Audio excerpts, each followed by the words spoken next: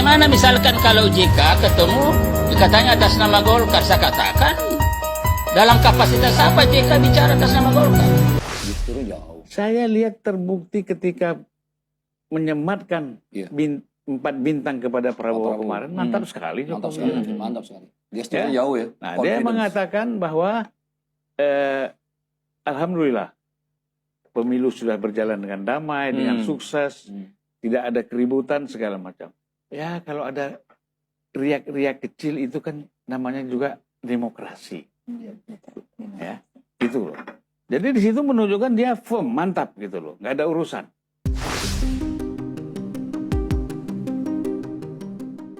Assalamualaikum warahmatullahi wabarakatuh. Salam sejahtera bagi kita semua. Om Swastiastu, Namo Buddhaya, salam kebajikan.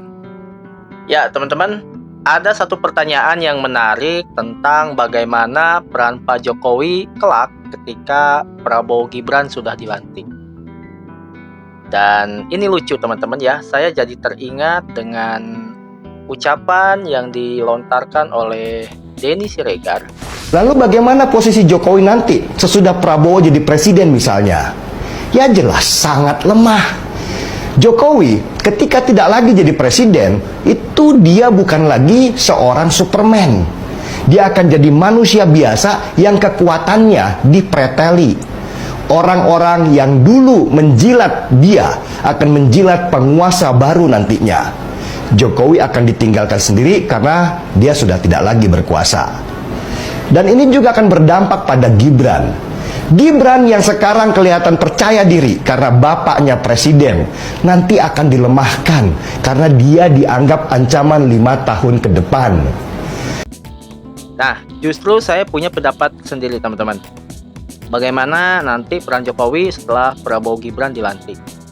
Saya berpendapat, anggaplah misalkan orang-orang kepercayaan Jokowi itu diganti semua, termasuk Panglima dan Kapolri. Menurut saya itu tidak akan berpengaruh. Karena kenapa? Karena Pak Jokowi itu akan tetap memiliki peran yang sangat penting, sekalipun beliau sudah tidak menjadi presiden. Kenapa? Karena secara fakta, beliau adalah presiden yang terbaik, yang saat ini secara rating atau tingkat kepuasannya hampir mencapai 80%. Dan sampai kapanpun itu akan selalu melekat di hati rakyat. Dan orang tidak akan pernah lupa dengan hal itu. Yang kedua juga, Pak Jokowi kita lihat sendiri. Secara pembangunan di negara kita sangat terasa sekali dan sangat terlihat perubahan-perubahan. Dan sekali lagi, itu juga sesuatu yang tidak akan mudah orang lupakan. Dan ketiga yang paling penting adalah kita juga harus selalu ingat bahwa Pak Jokowi adalah seorang politik ulung yang memiliki kelebihan, di antaranya adalah beliau bisa merangkul semua tokoh. Beliau bisa mempersatukan yang tadinya ada di seberang, bisa merapat dan bergabung ke dalam pemerintahan. Dan itu terjadi terakhir kemarin pada Partai Demokrat. Dan ini luar biasa. Dan yang keempat, yang menurut saya ini adalah bonus. Poin yang keempat ini adalah bonus. Yang keempat adalah, ingat di situ ada sosok Gibran sebagai anak mantan presiden Jokowi. Dan tentu sekalipun Gibran hanyalah sebagai wapres, yang orang katakan bahwa wapres itu hanyalah seperti halnya ban serep. Dia menjalankan tugas apa yang disampaikan oleh presiden. Itu betul sekali. Dan tidak ada yang salah dengan hal itu. Dan saya yakin Gibran pun akan profesional dengan hal itu. Namun kita harus ingat bahwa sosok Gibran ini adalah sosok yang sangat berbeda. Dan secara sejarah pun mencatat bahwa Gibran adalah salah satu wapres pertama yang termuda. Dan tentu ini terlihat pada saat awal kampanye saja teman-teman, di mana media itu atau kita lah merasakan ya, dimana pada saat mau debat aja, acara debat, kita banyak yang menantikan, penasaran kan, pengen tahu peran Gibran itu seperti apa. Nah itu pun akan terjadi lagi nanti ketika Prabowo Gibran sudah dilantik, ketika pemerintahan Prabowo Gibran sudah berjalan.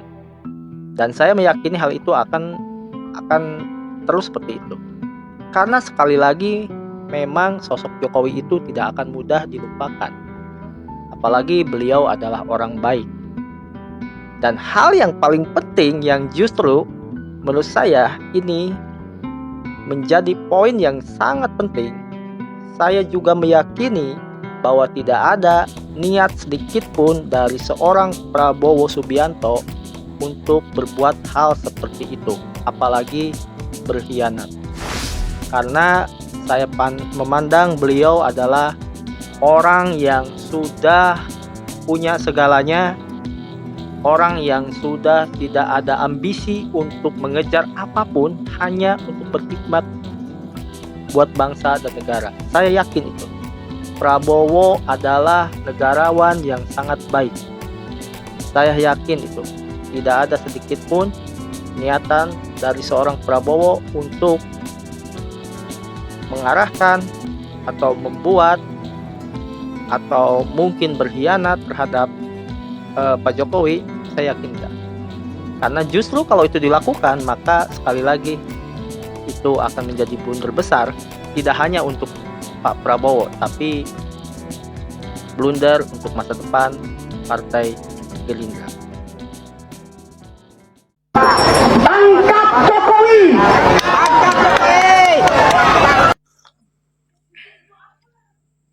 Tiap hari hanya gitu kerjanya. Tangkap Jokowi, tangkap Jokowi. Demo bikin rusuh saja tiap hari. Enggak ada baik-baiknya di negara ini bagi kalian. Pertanyaannya kau siapa? Hah? Kau yang teriak-teriak kau siapa? Kalian siapa? Warga Indonesia. Kami juga warga Indonesia. Kami juga warga Indonesia.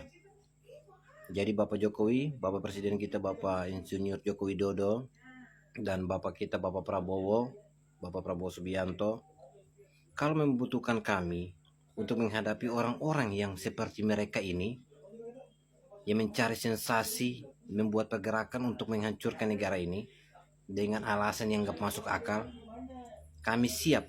Kami akan selalu siap. Darurat pangan nasional, hati-hati guys. Darurat pangan. Gua mau kasih lihat video ke kalian, tonton ya.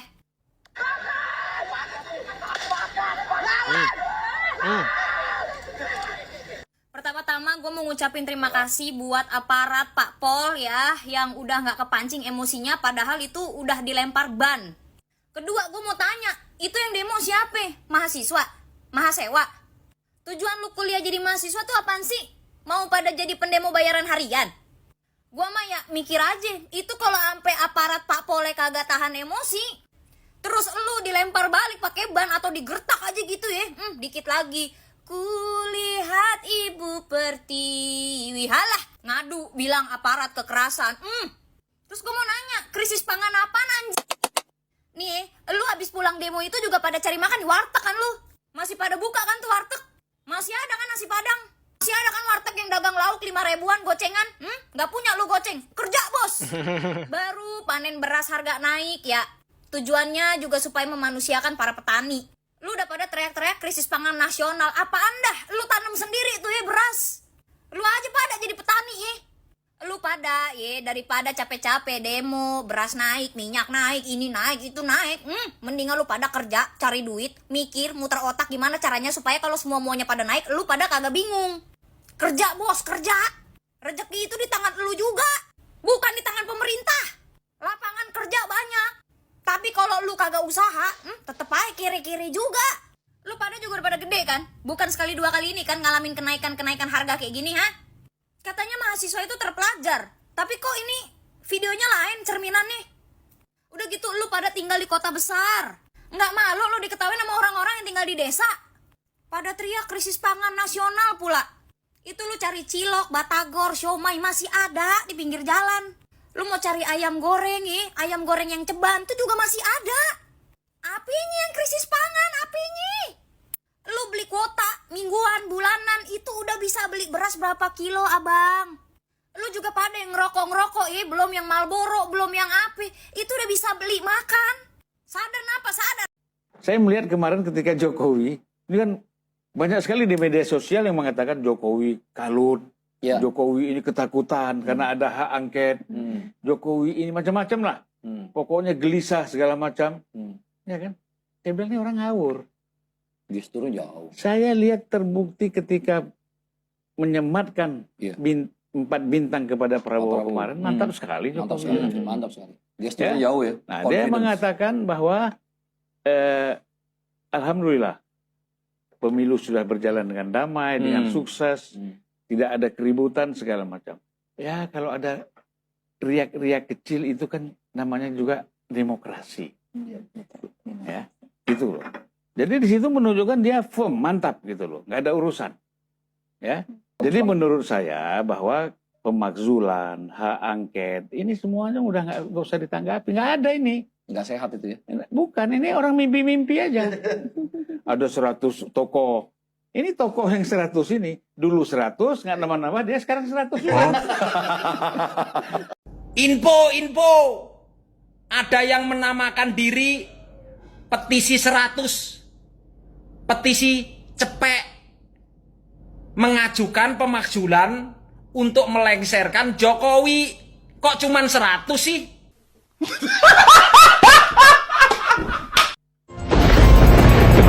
Kalau memang ada pertemuan itu dalam kapasitas apa? Kalau misalkan ketemu sebagai tokoh nasional itu saya kira sebuah keniscayaan. Kita dorong.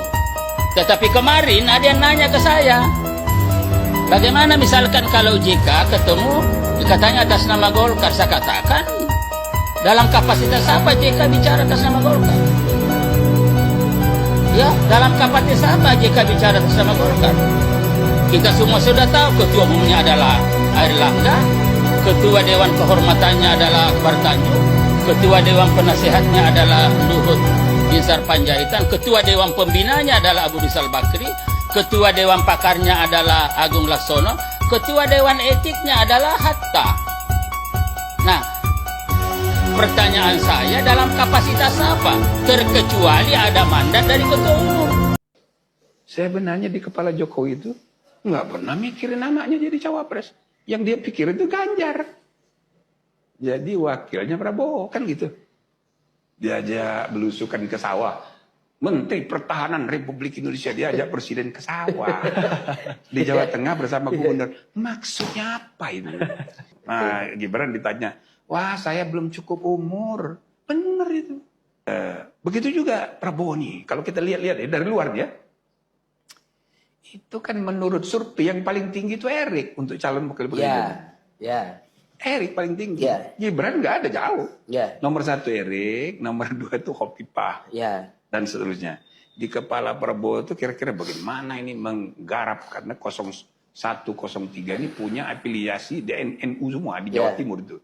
Dia menganggap Jawa Barat ini insya Allah menang dah. Tapi Jawa Timur itu, Jawa Tengah itu 03, Jawa Timur jadi kunci. Maka dia mikir-mikir nih. Karena Khofifah diajukan oleh Demokrat, dia mikir juga Khofifah ini. Tapi menurut survei Erik lebih tinggi. Ya. Secara nasional. Dia pusing juga itu. Lebih pusing lagi setelah itu Muhaimin.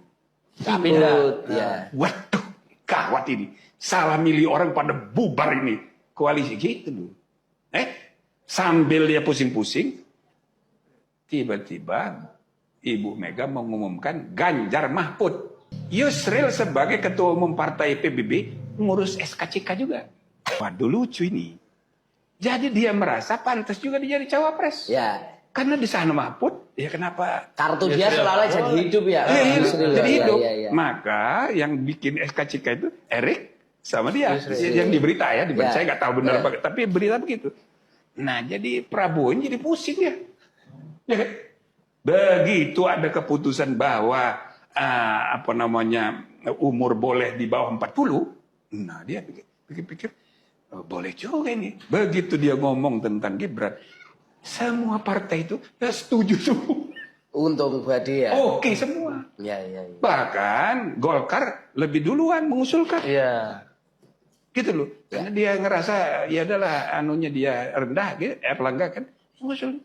Yang lain, wah bagus. Gitu. Sekali lagi karena budaya feodal, karena faktor Jokowi. Mereka ini kan di dalam koalisi pemerintahan Jokowi. Jadi ini budaya feodal yang memaksa orang berpikir kayak begitu. Nah, jadi salah. Mau nyalain siapa? Ini kan hanya permainan politik catur. Catur kekuasaan. Gitu loh. Ya sudah, serahkan kepada hakim tertinggi, ialah rakyat di TPS. Nah, ternyata menang pula dia. Gimana? Menangkan pasangan Ganjar Pranowo Mahfud MD menjadi Presiden dan Wakil Presiden Republik Indonesia. Kalau itu sudah tercapai, kekuasaan dan hak prerogatif ada di Ganjar Pranowo dan Mahfud MD, baru yang lain mau kita apa-apain itu gampang. Termasuk Jokowi itu mau kita apain, kita nantilah. Banteng-banteng ketaton. Banteng-banteng yang dilukai. Siapa yang melukai? Jokowi. Aswo. Ingat baik-baik, jangan melukai. Kalau melukai berat. Pak Jokowi tanpa pattern, langkahnya tanpa pattern. Yang pakai pola itu adalah yang suka baca literatur. Tapi faktanya dia presiden dicintai rakyat, mati lu. Approval ratingnya hari ini untuk di Pulau Jawa ini 82%, Pak. Di Jawa Barat 73, di Jawa Tengah 92 approval ratingnya. Kita mau ngomong apa? Kita mau ngomong apa? Gitu. Jadi orang ini dianggap orang baik loh, Pak. Jangan salah loh. Jangan pernah ngelawan orang baik loh, Pak. Ini rumus dari kakek saya. Jangan lawan orang baik. Yang kedua, jangan lawan orang cantik. Kalah kau, Pak, sama orang itu. Jadi jangan serang Jokowi, rugi kau. Kau rugi. Bukan aku pro Jokowi loh. Ini ilmu saja. Ini just ilmu, gitu loh, ilmu kehidupan. Boleh sebagian orang mengatakan itu pengkhianat, tapi silahkan disurvei. Silahkan survei. Kalau nggak percaya sama saya, survei sendiri. Kalau nggak percaya. Nah itulah adinda sekalian, kalau dikau bicara, keluarkanlah kata-kata yang baik.